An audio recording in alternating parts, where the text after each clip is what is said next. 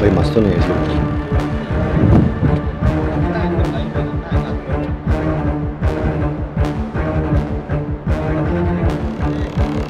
గోవధ మహాపాపమని గోవులను సంరక్షించుకోవడం మన బాధ్యత అని విశ్వ హిందూ పరిషత్, బజరంగ్ దళ్, ఆర్ఎస్ఎస్ లాంటి సంస్థలు ఎంత మొత్తుకుంటున్నా గోవుల అక్రమ రవాణా మాత్రం ఆగడమే లేదు.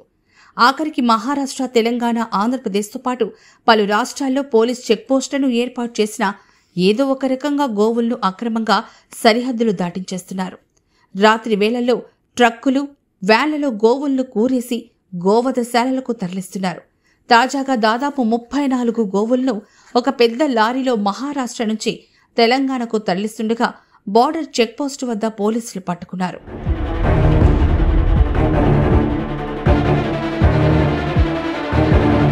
మహారాష్ట్రలోని గడ్చిరోలి జిల్లా సిరోంచా తాలూకాలో ఏర్పాటు చేసిన అంతర్రాష్ట్ర చెక్పోస్టు వద్ద పోలీసుల తనిఖీల్లో ఒక లారీ అనుమానాస్పదంగా కనిపించింది. లారీ బాడీకి టార్పలిన్ కప్పుంది. ఈ లారీని ఆపి చెక్ చేయగా అందులో గోవులు ఉన్నాయి.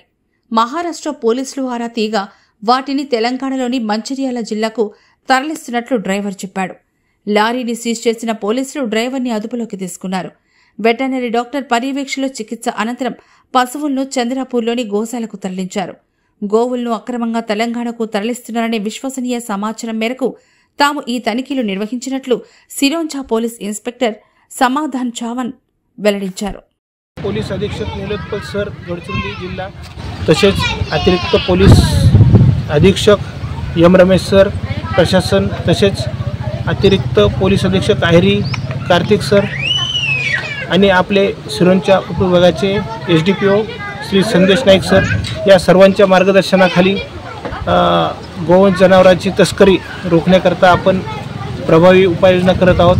आज रोजी गुप्त बातमीदाराद्वारे आपल्याला माहिती भेटली की अशोक लेलंड कंपनीचा MH34 BZ 4871 या क्रमांकाच्या वाहनामधून गायींची तस्करी होत आहे आणि सिरोंचा मार्गे ती चेन्नूरला तसेच तेलंगणात नेली जात आहे.